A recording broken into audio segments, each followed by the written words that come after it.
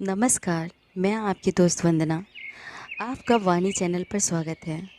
यह मेरा एक प्रयास है आप सबको साहित्य से जोड़ने की और इस कथानक के परिदृश्य में आप सबको पहुंचाने की। इसके लिए आप हमसे जुड़िए और हमारे चैनल को लाइक शेयर सब्सक्राइब करें। फिर आज हम शुरू करते हैं प्रेमचंद जी का उपन्यास गोदान। तो यार वो मंत्र हमें सिखा दो। हाँ हाँ, शौक़ से मेरी सागर्दी कीजिए। पहले 1.25 लड्डू लाकर चढ़ाइए, तब बताऊंगा। बात यह है कि मेरा तरह तरह के आदमियों से साबका पड़ता है। कुछ ऐसे लोग भी आते हैं जो जड़ी बूटियों पर जान देते हैं। उनको इतना मालूम हो जाए कि किसी फ़कीर की दी हुई बूटी है, फिर आपकी खुशामद करेंगे, नाक रगड़ेंगे और आप वह चीज़ उन्हें दे दें तो हमेशा के लिए आपके ऋणी हो जाएंगे। 1 रुपये में अगर 10-20 बुद्धुओं पर एहसान का नमदा कसा जा सके तो क्या बुरा है। ज़रा से एहसान से बड़े बड़े काम निकल जाते हैं। राय साहब ने कुतूहल से पूछा, मगर इन बूटियों के गुण आपको याद कैसे रहेंगे। खन्ना ने कहा मारा, आप भी राय साहब बड़ी मज़े की बात करते हैं। जिस बूटी में जो चाहे गुड़ बता दीजिए, वह आपकी लियाकत पर मुनहसर है। सेहत तो रुपए में 8 आने विश्वास से होती है। आप जो इन बड़े बड़े अफसरों को देखते हैं और इन लंबी पूँछ वाले विद्वानों को और इन रईसों को, ये सब अंधविश्वासी होते हैं। मैं तो वनस्पति शास्त्र के प्रोफेसर को जानता हूँ जो कुकरौदे का नाम भी नहीं जानते। इन विद्वानों का मजाक तो हमारे स्वामी जी खूब उड़ाते हैं। आपको तो कभी उनके दर्शन न हुए होंगे। अब कि आप आएंगे तो उनसे मिलवाऊंगा। जब से मेरे बगीचे में ठहरे हैं, रात दिन लोगों का तांता लगा रहता है। माया तो उन्हें छू भी नहीं गई है, केवल एक बार दूध पीते हैं। ऐसा विद्वान महात्मा मैंने आज तक नहीं देखा। न जाने कितने वर्ष हिमालय पर तप करते रहे। पूरे सिद्ध पुरुष हैं। आप उनसे अवश्य दीक्षा लीजिए। मुझे विश्वास है आपकी यह सारी कठिनाइयाँ छू मंतर हो जाएंगे। आपको देखते ही आपका भूत भविष्य सब कह सुनाएंगे। ऐसे प्रसन्न मुख हैं कि देखते ही मन खिल उठता है। ताज्जुब तो यह है कि खुद इतने बड़े महात्मा हैं, मगर संन्यास और त्याग, मंदिर और मठ, संप्रदाय और पंथ, इन सबको ढोंग कहते हैं, पाखंड कहते हैं। रूढ़ियों के बंधनों को तोड़ो और मनुष्य बनो।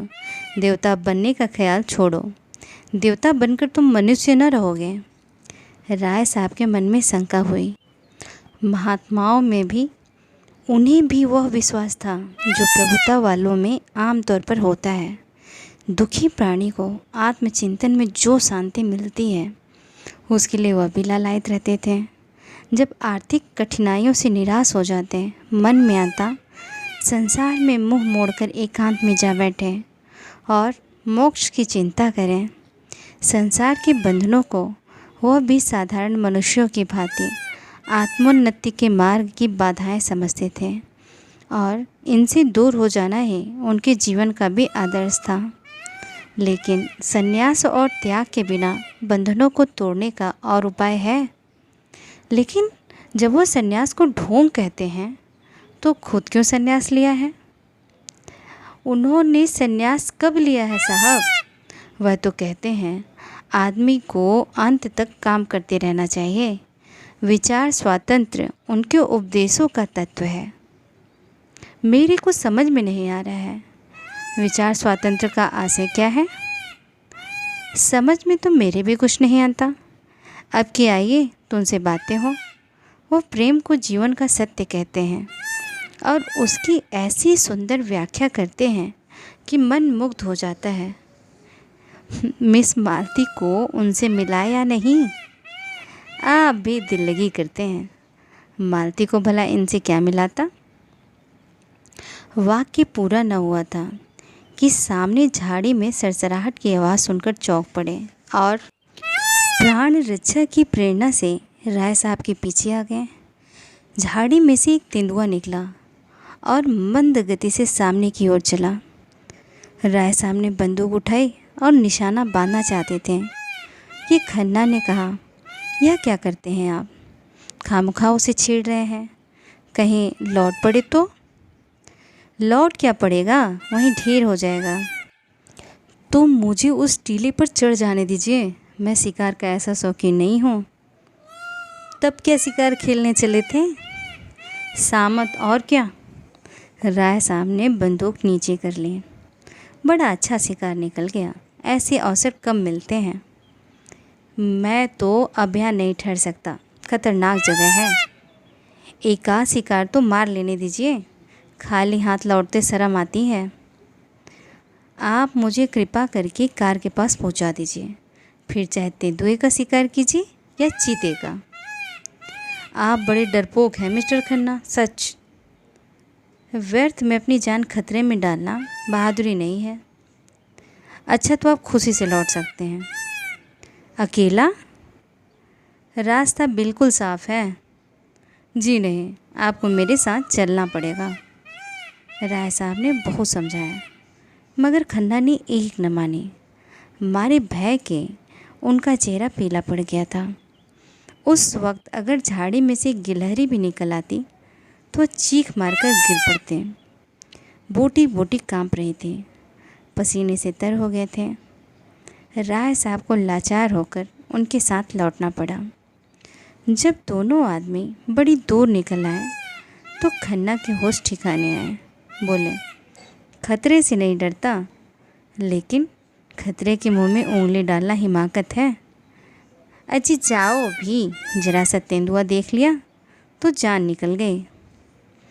मैं शिकार खेलना उस जमाने का संस्कार समझता हूँ जब आदमी पशु था। तब से संस्कृति बहुत आगे बढ़ गई है। मैं मिस मालती से आपकी कलई खोलूँगा। मैं अहिंसावादी होना लज्जा की बात नहीं समझता। अच्छा, तो यह आपका अहिंसावाद था? शाबाश। खन्ना ने गर्व से कहा, जी हाँ, यह मेरा अहिंसावाद था। आप बुद्ध और शंकर के नाम पर गर्व करते हैं और पशुओं की हत्या करते हैं। लज्जा आपको आनी चाहिए, न कि मुझे। कुछ दूर दोनों फिर चुपचाप चलते रहे। तब खन्ना बोले, तो आप कब तक आएंगे? मैं चाहता हूँ आप पॉलिसी का फॉर्म आज ही भर दें और शक्कर के हिस्सों का भी। मेरे पास दोनों फॉर्म भी हैं, मौजूद हैं। राय साहब ने चिंतित स्वर में कहा, ज़रा सोच लेने दीजिए। इसमें सोचने की ज़रूरत नहीं। तीसरी टोली मिर्ज़ा खुर्शीद और मिस्टर तनखा की थी। मिर्ज़ा खुर्शीद के लिए भूत और भविष्य साथ एक कागज़ की भांति था। वह वर्तमान में रहते थे। न भूत का पछतावा था, न भविष्य की चिंता। जो कुछ सामने आ जाता था उसमें जी जान से लग जाते थे। मित्रों की मंडली में वो विनोद के पुतले थे। काउंसिल में उनसे ज़्यादा उत्साही मेंबर कोई न था। जिस प्रश्न के पीछे पड़ जाते मिनिस्टरों को रुला देते। किसी के साथ रू रियायत करना न जानते थे। बीच बीच में परिहास भी किया करते थे। उनके लिए आज जीवन था, कल का पता नहीं। गुस्सेवर भी ऐसे थे कि ताल ठोकर सामने आ जाते थे। नम्रता के सामने दंडवत करते थे, लेकिन जहाँ किसी ने शान दिखाई और यह हाथ धोकर उसके थे। नम्रता के सामने दंडवत करते थे। न दूसरों का देना शौक था शायरी का और शराब का। औरत केवल मनोरंजन की वस्तु थी। बहुत दिन हुए हृदय का दिवाला निकाल चुके थे। मिस्टर तनखा दांव पेच के आदमी थे। सौदा पटाने में, मुआमला सुलझाने में, अड़ंगा लगाने में, बालू से तेल निकालने में, गला दबाने में, दुम झाड़कर निकल जाने में बड़े सिद्धहस्त। कहिए रेत में नाव चला दें, पत्थर पर धूप उगा दें, तालुकेदारों को महाजनों से कर्ज दिलाना, नई कंपनियां खोलना, चुनाव के अवसर पर उम्मीदवार खड़े करना, यही उनका व्यवसाय था। खासकर चुनाव के समय उनकी तकदीर चमकती थी। किसी पोढ़े उम्मीदवार को खड़ा करते, दिलो जान से उसका काम करते और 10-20 हज़ार बना लेते। जब कांग्रेस का जोर था तो कांग्रेस के उम्मीदवारों के सहायक थे। जब सांप्रदायिक दल का जोर हुआ तो हिंदू सभा की ओर से काम करने लगे। मगर इस उलटफेर के समर्थन के लिए उनके पास ऐसी दलीलें थीं कि कोई उंगली न दिखा सकता था। शहर के सभी रईस, सभी हुक्काम, सभी अमीरों से उनका याराना था। दिल में चाहे लोग उनकी नीति पसंद ना करें, पर वो स्वभाव के इतने नम्र थे कि कोई मुंह पर कुछ न कह सकता था। मिर्ज़ा खुर्शीद ने रुमाल से माथे का पसीना पोंछकर कहा, आज तो शिकार खेलने के लायक दिन ही नहीं है। आज तो कोई मुशायरा होना चाहिए था। वकील ने समर्थन किया, जी हाँ, वही बाग में बड़ी बहार रहेगी। थोड़ी देर के बाद मिस्टर तनखा ने मामले की बात छेड़ी। अब के चुनाव में बड़े बड़े गुल खिलेंगे, आपके लिए भी मुश्किल है। मिर्ज़ा विरक्त मन से बोले, अब कि मैं न खड़ा रहूँगा। तनखा ने पूछा, क्यों? मुफ्त की बकबक कौन करे, फ़ायदा ही क्या? मुझे अब इस डेमोक्रेसी में भक्ति नहीं रही। जरा सा काम और महीनों की बहस।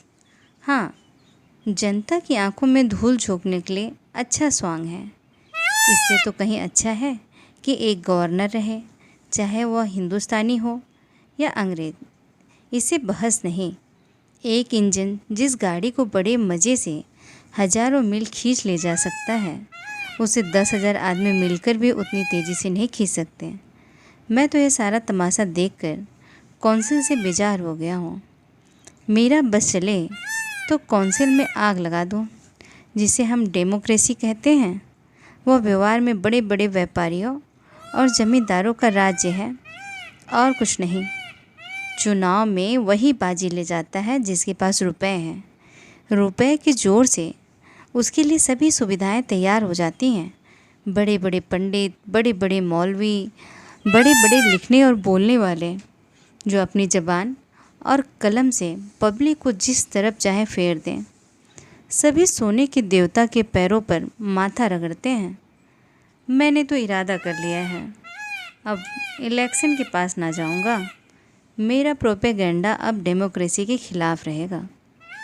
मिर्ज़ा साहब ने कुरान की आयतों से सिद्ध किया कि पुराने ज़माने के बादशाहों के आदर्श कितने ही ऊंचे थे। आज तो हम उसकी तरफ ताक भी नहीं सकते। हमारी आंखों में चकाचौंध आ जाएंगे। बादशाह को खजाने की एक कौड़ी भी निजी खर्च में लाने का अधिकार न था। वो किताबें नकल करके, कपड़े सीकर, लड़कों को पढ़ाकर अपना गुजर करता था। मिर्ज़ा ने आदर्श महबूब की एक लंबी सूची गिना दी। कहाँ तो प्रजा को पालने वाला बादशाह और कहाँ आजकल के मंत्री और मिनिस्टर। 5, 6, 7, 8 हज़ार माहवर मिलना चाहिए। ये लूट है या डेमोक्रेसी? हिरनों का एक झुंड चरता हुआ नजर आया।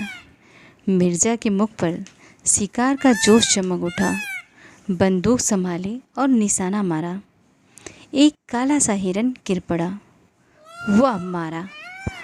इस उन्मत्त ध्वनि के साथ मिर्ज़ा भी बेतहाशा दौड़े, बिल्कुल बच्चों की तरह उछलते कूदते तालियां बजाते। समीप ही एक वृक्ष पर एक आदमी लकड़ियां काट रहा था। वह भी चटपट वृक्ष से उतरकर मिर्ज़ा के साथ दौड़ा। हिरन के गर्दन में गोली लगी थी। उसके पैरों में कंपन हो रहा था और आंखें पथरा गई थीं। लकड़हारे ने हिरन को करुण नेत्रों से देखकर कहा, अच्छा पट्ठा था, मन भर से कम न होगा। हुक्म हो तो मैं उठाकर पहुंचा दूं। मिर्ज़ा कुछ बोले नहीं। हिरन की टंगी हुई दीन वेदना से भरी आंखें देख रहे थे। अभी 1 मिनट पहले इसमें जीवन था। जरा सा भी पत्ता खड़कता तो कान खड़े करके चौकड़ियाँ भरता हुआ निकल भागता। अपने मित्रों और बाल बच्चों के साथ ईश्वर की उगाई हुई घास खा रहा था, मगर अब निस्पंद पड़ा है। उसकी खाल उधेड़ लो, उसकी पोटियाँ कर डालो, उसका कीमा बना लो, उसे खबर न होगी। उसकी क्रीड़ा में जीवन में जो आकर्षण था, जो आनंद था, वह क्या इस निर्जीव शव में है? कितनी सुंदर गठन थी, कितनी प्यारी आँखें, कितनी मनोहर छवि। उसकी छलांगें हृदय में आनंद की तरंगें पैदा कर देती थी। उसकी चौकड़ियों के साथ हमारा मन भी चौकड़ियाँ भरने लगता था। उसकी स्फूर्ति जीवन से बिखेरती चलती थी, जैसे फूल सुगंध बिखेरता है, लेकिन अब उसे देखकर ग्लानि होती है। लकड़हारे ने पूछा, कहाँ पहुँचाना होगा मालिक? मुझे भी 2-4 पैसे दे देना। मिर्ज़ा जी जैसे ध्यान से चौंक पड़े, बोले, अच्छा उठा ले, कहाँ चलेगा? जहाँ हुक्म हो मालिक। नहीं, जहाँ तेरी इच्छा हो वहाँ ले जा, मैं तुझे देता हूँ। लकड़हारे ने मिर्ज़ा की ओर कौतूहल से देखा, कानों पर विश्वास न आया। अरे नहीं मालिक, हुजूर ने शिकार किया है तो हम कैसे खा लें? नहीं नहीं, मैं खुशी से कहता हूँ, तुम उसे ले जाओ। तुम्हारा घर यहाँ से कितनी दूर है? कोई आधा कोस होगा मालिक। तो मैं भी तुम्हारे साथ चलूँगा, देखूँगा तुम्हारे बाल बच्चे कैसे खुश होते हैं। ऐसे तो मैं न ले जाऊँगा सरकार, आप इतनी दूर से आए हैं, इस कड़ी धूप में शिकार किया, मैं कैसे उठा ले जाऊँ?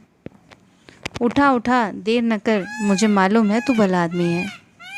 लकड़हारे ने डरते डरते और रह रह कर मिर्ज़ा जी के मुख की ओर सशंक नेत्रों से देखते हुए कि कहीं बिगड़ न जाए, हिरन को उठाया। सहसा उसने हिरन को छोड़ दिया और खड़ा होकर बोला, मैं समझ गया मालिक, हुजूर ने उसकी हलाली नहीं की है।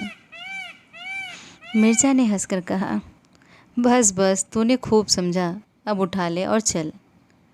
मिर्ज़ा जी धर्म के इतने पाबंद न थे। 10 साल से उन्होंने नमाज न पढ़ी थी। 2 महीने में 1 दिन व्रत रखते थे, बिल्कुल निराहार निर्जल। मगर लकड़हारे को इस ख्याल से जो संतोष हुआ था कि हिरन अब इन लोगों के लिए अखाद्य हो गया है, उसे फीका न करना चाहते थे। लकड़हारे ने हल्के मन से हिरन को गर्दन पर रख लिया और घर की ओर चला। तंखा भी वहीं तटस्थ पेड़ के नीचे खड़े थे। धूप में हिरन के पास जाने का कष्ट क्यों उठाते? कुछ समझ में ना आ रहा था कि मामला क्या है। लेकिन जब लकड़हारे को उल्टी दिशा में जाते देखा तो आकर मिर्ज़ा से बोले, आप उधर कहाँ जा रहे हैं हजरत? क्या रास्ता भूल गए? मिर्ज़ा ने अपराधी भाव से मुस्कुराकर कहा, मैंने शिकार इस गरीब आदमी को दे दिया, अब ज़रा इसके घर चल रहा हूँ, आप भी आइए ना। तंखा ने मिर्ज़ा को कुतूहल की दृष्टि से देखा और बोले, आप अपने होश में हैं या नहीं? कह नहीं सकता, मुझे खुद नहीं मालूम। शिकार इसे क्यों दे दिया? इसलिए कि इसे पाकर इसे जितनी खुशी होगी मुझे आपको ना होगी। तंखा खिसिया कर बोले, जाइए, सोचा था खूब कबाब उड़ाएंगे, सो आपने सारा मज़ा किरकिरा कर दिया। खैर, राय साहब और मेहता कुछ न कुछ लाएंगे ही, कोई गम नहीं। मैं इस इलेक्शन के बारे में कुछ अर्ज करना चाहता हूँ।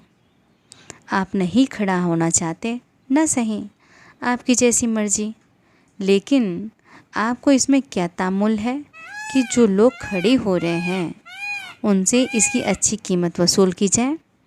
मैं आपसे सिर्फ इतना चाहता हूँ कि आप किसी पर यह भेद न खोलने दें कि आप नहीं खड़े हो रहे हैं। सिर्फ इतनी मेहरबानी कीजिए मेरे साथ। ख्वाजा जमाल ताहिर भी इसी शहर में खड़े हो रहे हैं। रईसों के ओट सुलहों आने उनकी तरफ हैं ही, हुक्काम भी उनके मददगार हैं। फिर भी पब्लिक पर आपका जो असर है, इसे उनकी कोर दब रही है। आप चाहें तो आपको उनसे 10-20 हज़ार रुपये महज ये जाहिर कर देने के मिल सकते हैं कि आप उनकी खातिर बैठ जाते हैं। नहीं, मुझे अर्ज कर लेने दीजिए। इस मामले में आपको कुछ नहीं करना है, आप बेफिक्र बैठे रहिए। मैं आपकी तरफ से एक मैनिफेस्टो निकाल दूंगा और उसी शाम को आप मुझसे 10,000 नकद वसूल कर लीजिए। मिर्ज़ा साहब ने उनकी ओर हिकारत से देखकर कहा, मैं ऐसे रुपए और आप पर लानत भेजता हूँ। मिस्टर तनखा ने जरा भी बुरा नहीं माना, माथे पर बल तक ना आने दिया। मुझ पर चाहे जितनी लानत भेजें, मगर रुपए पर लानत भेजकर आप अपना ही नुकसान कर रहे हैं। मैं ऐसी रकम को हराम समझता हूँ। आप शरीयत के इतने पाबंद तो नहीं हैं। लूट की कमाई को हराम समझने के लिए शरअ का पाबंद होने की ज़रूरत नहीं है। तो इस मामले में क्या आप अपना फ़ैसला तब्दील नहीं कर सकते? जी नहीं। अच्छी बात है, इसे जाने दीजिए। किसी बीमा कंपनी के डायरेक्टर बनने में तो आपको कोई एतराज़ नहीं है। आपको कंपनी का एक हिस्सा भी न खरीदना पड़ेगा। आप सिर्फ अपना नाम दे दीजिएगा। जी नहीं, मुझे वह भी मंजूर नहीं है। मैं कई कंपनियों का डायरेक्टर, कई का मैनेजिंग एजेंट, कई का चेयरमैन था। दौलत मेरे पाँव चूमती थी। मैं जानता हूँ दौलत से आराम और तकल्लुफ़ के कितने सामान जमा किए जा सकते हैं, मगर यह भी जानता हूँ कि दौलत इंसान को कितना खुदगर्ज बना देती है, कितना ऐश पसंद, कितना मक्कार, कितना बेगैरत। वकील साहब को फिर कोई प्रस्ताव करने का साहस न हुआ। मिर्ज़ा जी की बुद्धि और प्रभाव में उनका जो विश्वास था वो बहुत कम हो गया। उनके लिए धन ही सब कुछ था, और ऐसे आदमी से जो लक्ष्मी को ठोकर मारता हो, उनका कोई मेल न हो सकता था। लकड़हारा हिरन को कंधे पर रखे लपका चला जा रहा था। मिर्ज़ा ने भी कदम बढ़ाया, पर स्थूलकाय तनखा पीछे रह गए। उन्होंने पुकारा, ज़रा सुनिए मिर्ज़ा जी, आप तो भागे जा रहे हैं।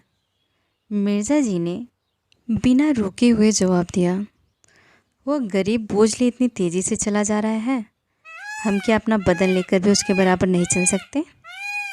लकड़हारे ने हिरन को एक ठोंठ पर उतार कर रख दिया था और दम लेने लगा था। मिर्ज़ा साहब ने आकर पूछा, थक गए क्यों? लकड़हारे ने संकुचाते हुए कहा, बहुत भारी है सरकार। तो लाओ कुछ देर मैं ले चलूं? लकड़हारा हंसा। मिर्ज़ा टील डॉल में उसे कहीं ऊंचे और मोटे ताजे थे, फिर भी वह दुबला पतला आदमी उनकी इस बात पर हंसा। मिर्ज़ा जी पर जैसे चाबुक पड़ गया। तुम हंसे क्यों? क्या तुम समझते हो मैं उसे नहीं उठा सकता? लकड़हारे ने मानो क्षमा मांगी। सरकार, आप लोग बड़े आदमी हैं, बोझ उठाना तो हम जैसे मजूरों का ही काम है। मैं तुम्हारा दुगना जो हूँ, इससे क्या होता है मालिक?